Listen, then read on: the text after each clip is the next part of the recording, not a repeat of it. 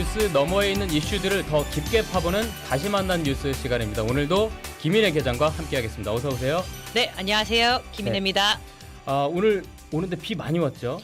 네, 너무 운전하는데 눈앞에 비가 많이 내려가지고 힘들더라고요. 저도 잘 올 수 있나 걱정 많이 했는데 다행입니다. 네, 이게 비 피해로 인명피해가 없어야 될 텐데 걱정입니다. 네, 그렇습니다.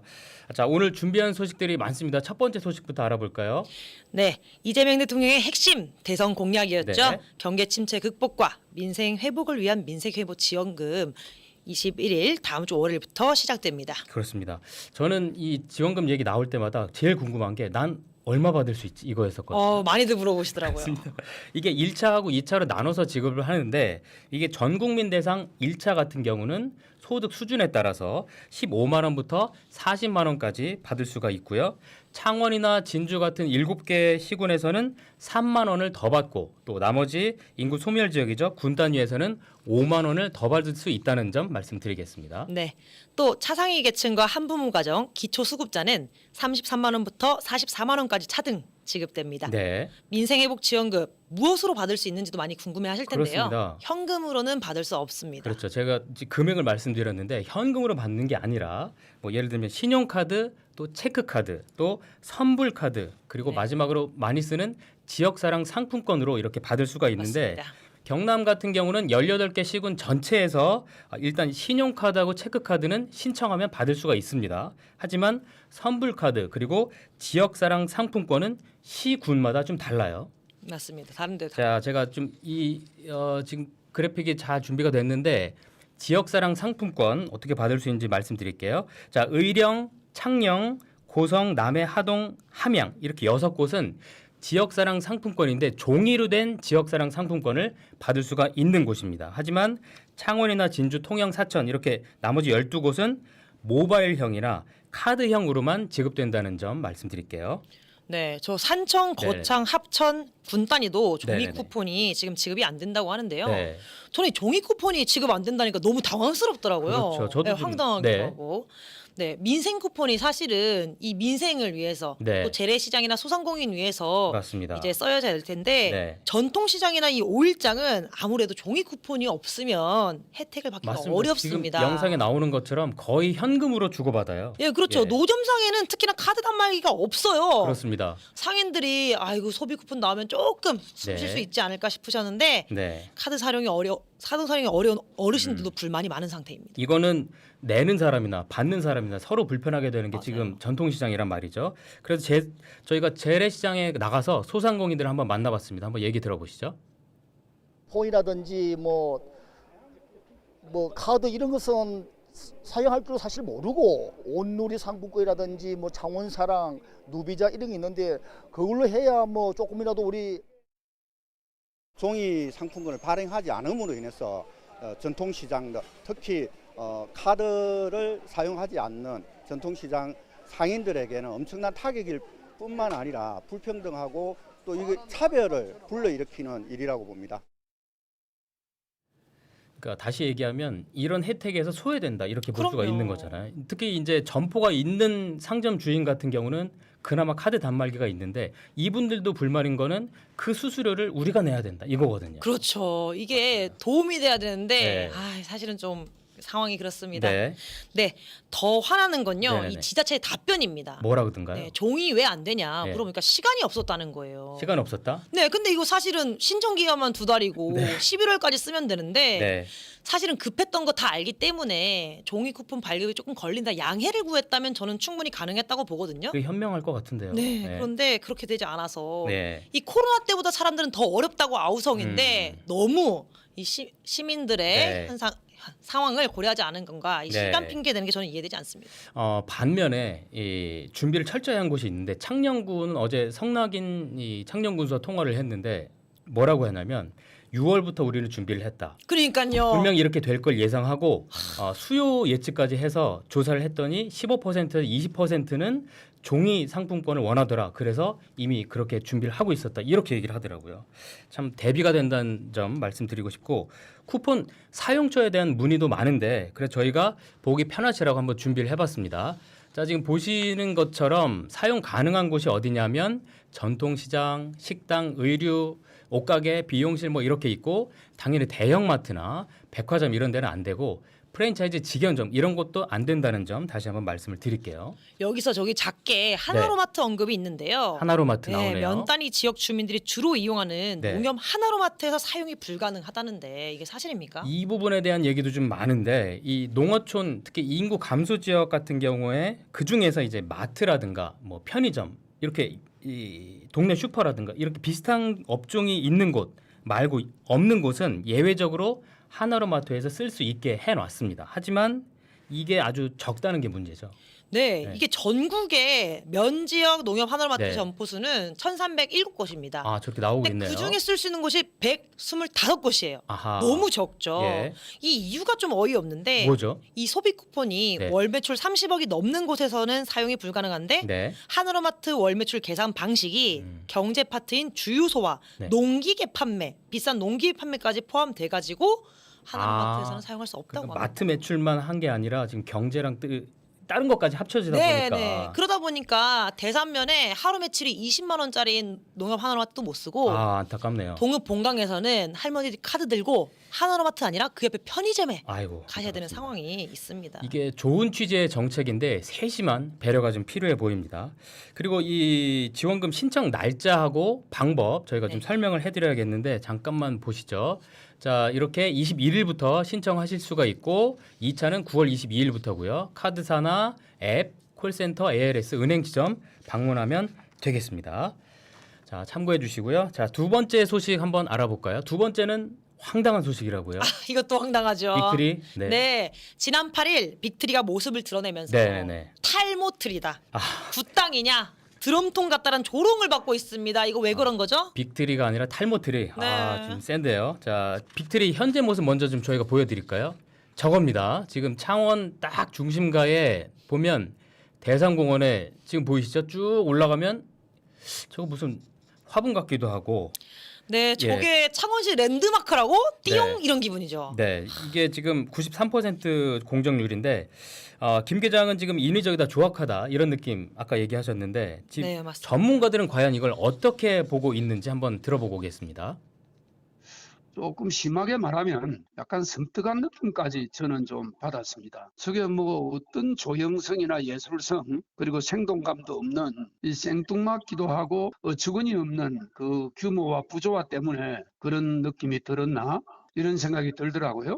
일단 전 처음에 저 아이디어 나왔을 때부터 저건 말도 안 된다. 기존에 있던 아이디어를 흉내낸 거잖아요. 싱가포르나 이런 데서 썼던 것들을. 그런 걸 이제 더 좋게 하려면 더 많은 예산과 더 특별한 아이디어를 해야 되는데 재탕에 불과했고 우리나라가 산지가 70%이기 때문에 모든 랜드마크는 꼭대기에 세우는 법이 없습니다. 자, 그래서 이걸 좀 깊이 있게 들어가려면 먼저 이 대산공원 특례 사업이 뭔지를 좀 알아봐야 되거든요. 네. 이 대산공원 특례 사업이 이 2020년부터 시작이 됐는데 이게 대산공원 면적만 보면 한 96만 제곱미터 넘거든요. 한 넓네요. 100만 제곱미터 정도 됩니다. 근데 이 중에 민간 사업자가 13%는 이제 아파트를 지어라. 나머지 그런 87%에는 시민들이 뭐 걷고 즐길 수 있는 공간을 만들어서 당신들이 기부 체납해라. 이게 대산공원 특례 사업이거든요. 네, 이 공원 부지가 84만 제곱미터가 넓으니까 이게 네. 엄청 넓은데 네. 공원 안에는 빅트리만 서는 게 아니고 네. 빅브릿지, 맘스 프리존, 네. 방문자 센터, 진입광장, 수목원 등이 들어설 예정이었다고 합니다. 네, 지금 뭐 목록만 보면 아주 거창할 것 같은데, 자 일단 이 아파트는 현대건설이 짓습니다. 네. 그런데 이 공원은 삼정기업 그리고 삼정 ENC가 맡기로 했고 344억 원을 들여서 이 빅트리 건축이 시작이 됐어요. 근데 세계적인 관광지죠. 이제 비교가 될 텐데 싱가포르의 가든스 바이 더 베이 슈퍼트리를 참고로 만들었다고 합니다. 지금 나오고 있습니다. 아이고야, 저렇게만 됐으면 저희가 박수 쳤죠. 네, 저게 야간에도 아주 멋지다고 하는데 지금 비교가 지금 야간 그림 나오고 있네요. 네. 네, 저거 들어서면 진짜 괜찮을 것 같은데. 그러니까요. 저랬으면 네. 이런 소리 안 나오죠. 그렇습니다. 이제 저희가 당초 조감도 한번 보여드릴까요? 자, 지금 빅트리 문제가 된 이게 당초 조감도입니다. 이것도 괜찮아요. 이게 전체 높이가 한 40m 정도 되고 맨 위 전망대에는 이 천연기념물 정이품송을 제작해서 세우고요. 주변에는 작은 인공나무를 빽빽하게 세울 예정이었어요. 그리고 저기 보이는 저 나무 기둥 안에는 명상센터라든지 미디어 파사드가 보이는 엘리베이터 석 대가 들어설 계획이었다고 합니다. 네. 아 그런데 이게 뭡니까? 지금 전후 무슨- 비교가 되네요. 네, 정의품송은 어디 가고 네. 저 분홍색 저 꽃나무, 저 촌스러운 거, 네. 저게 진짜 멀리서도 보이더라고요. 자, 이게 작년 5월로 이제 다시 넘어가야 되는데 창원시 경관위원회의 심의가 있었습니다. 그 자리에서 아니 저렇게 큰 나무를 더군다나 산 꼭대기에 이거 안 된다. 저러다가 태풍 불고 그러면 어떡하느냐. 안전 문제 생기니까 안 된다. 뭐 이렇게 해서 인공 구조물을 없애자는 결론이 났는데 문제는 이 정의품성을 대신할 이 대안을 마련했어야 됐는데 그런 과정이 없이 추진이 된 게 문제입니다. 아니 공공건축가나 네. 대학 교수 같은 전문가들이 심의 의원이더라고요. 네. 그때라도 반대를 했어야지. 이게 뭐 이렇게 됐을지 예상을 못했을까요? 심의위원회에서는 최소한 이 콘크리트 나무는 안 된다 이런 반대 의견은 있었다고 그러니까요. 합니다. 예. 아파트 입주가 지금 7월이고 8월 9월에 이제 입주가 시작이 되거든요. 대산공원에. 근데 공원을 이제 받기로 한 그 기부채납 날짜에 맞춘 건지 아니면 예산에 맞춘 건지 정말 안타깝습니다. 예. 아 이게 제가 탁상행정이란 말을 좀 그만 쓰고 싶은데 안 네네네. 쓸 수가 없는 것 같습니다. 네, 지금 전후와 사진이 너무 비교되네요. 그렇습니다. 네. 어떤 밈이 떠오르는데 네. 네, 처음 계획이 저렇게도 변할 수 있다니 네. 저렇게 완성될 수는 없고 네. 그래서 창원시는 혹시 어떻게 한다고 하는가요? 이게 7월 말 이달 말에 시민들에게 공개를 하겠다. 그래서 의견을 좀 받겠다고 합니다. 그러니까 현장 방문 후에 빅트리를 부수는 것도 생각해봐야 한다고 했던 이 장금용 창원시장의 얘기 먼저 들어볼게요. 시민들한테 충분하게 알려지지 않고 그냥 이렇게 해놓고 나중에 저 문구를 내놓은 게 그건 저 제거 문제라고 봅니다.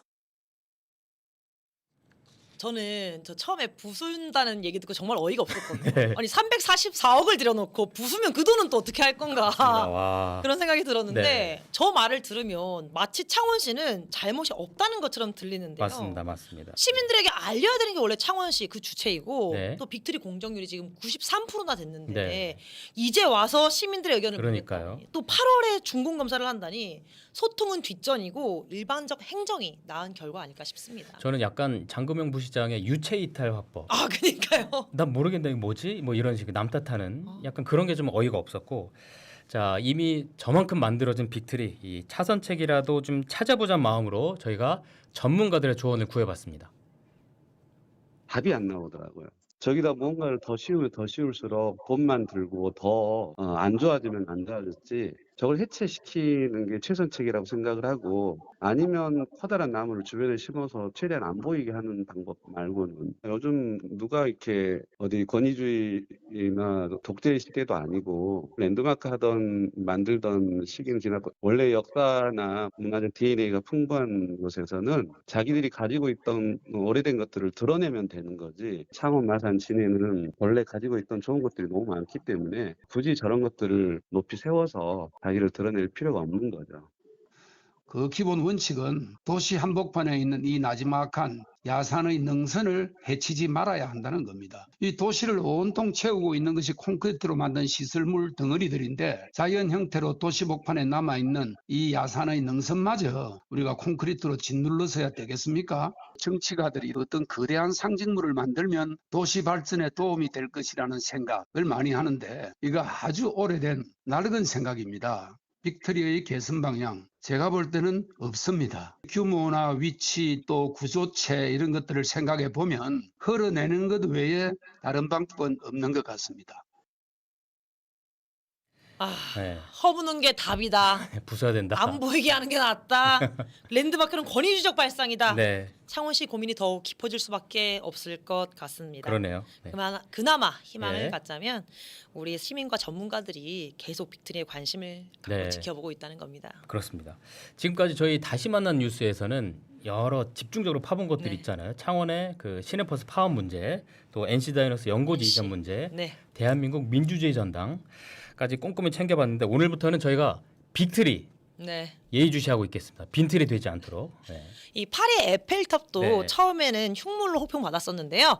이 빅트리가 꼭 좋은 결과 됐으면 그렇습니다. 좋겠습니다. 빅트리 지금부터 정말 다시 시작해도 늦지 않을 것 같습니다. 공공건축으로 창원시를 상징하는 이 랜드마크가 될 수 있을지 흉물로 그대로 전락을 해버릴지 창원시의 개선책 그리고 활용 방안을 찾아내길 기대해 보겠습니다. 자, 다음 소식 알아볼까요?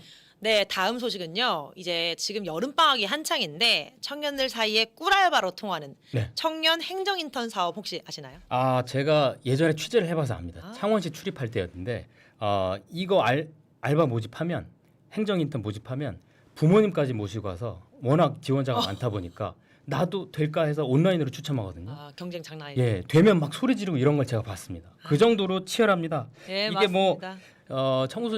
청년들이 이제 시청이나 뭐 군청 이런 데서 이제 행정 업무도 보조하고 봉사하는 아르바이트인데 업무가 그렇게 어렵지도 않고 보수도 괜찮아가지고 인기가 많습니다. 네, 맞습니다. 예를 들어 창원시에서 행정 인턴을 한다고 하면 네. 창원시청 읍면사무소 동행정복지센터에서 근무를 하고요. 한 달 보수로 154만 원 정도를 받는다고 합니다. 네. 그런데 진주시 등 몇몇 지자체가 모집 네. 대상을 대학생으로 제한해서 지금 논란이 되고 있습니다. 모집 공고 한번 볼까요? 자, 그렇게 돼 있네요. 아, 진주시가 주민등록상으로 주소지거나 네. 진주시에 있는 대학에 재학 중인 대학생. 아, 이렇게 제한을 해놨네. 그러니까 휴학생이나 졸업생이나 아니면 고졸 청년은 안 된다는 거잖아요. 네, 이거 엄연한 학력 차별 아닌가요? 아, 아직도 이런 게 있네요. 네, 이게 심지어 논란이 있어서 네. 몇 년 전에 국가인권위원회에서 지자체가 시행하는 청년 행정 인턴 모집 대상에 대학생으로 제한을 두는 것은 학력 차별이라고 시정 권고를 내리기도 했었는데요. 아, 저렇게 나오네요. 예. 네, 그런데 진주시는 아직까지 똑같은 행태를 보이고 있는 겁니다.